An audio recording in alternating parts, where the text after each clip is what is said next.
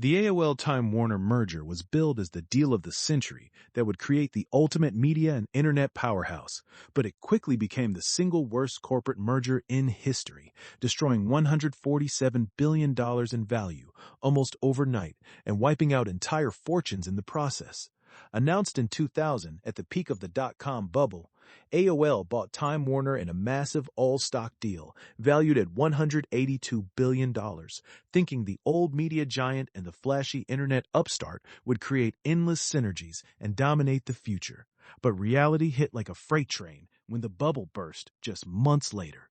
The combined company was forced to take a staggering $99 billion goodwill write-down in 2002, the largest in corporate history at the time, and the stock price collapsed more than 90% from its peak, leaving shareholders devastated and executives scrambling to save face.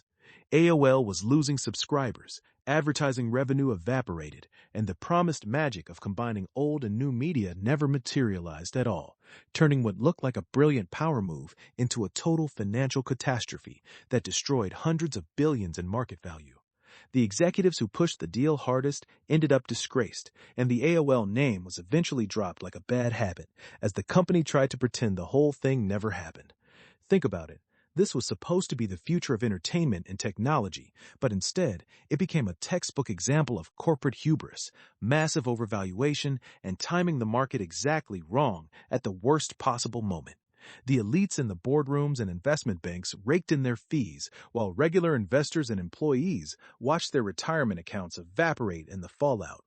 The pattern is crystal clear. When companies chase hype instead of real value, the result is always the same: a mountain of debt and regret. This merger single-handedly changed how Wall Street looks at media deals, and it still stands as the poster child for everything that can go wrong when arrogance meets a market crash. Is this the most expensive business failure ever, or just the most famous one that exposed how fragile these mega mergers really are? Drop your theory in the comments right now. What other giant deals do you think were even bigger disasters? Smash that like button if you want part 2 on more billion-dollar corporate flops, and subscribe before the next overhyped merger wipes out another fortune.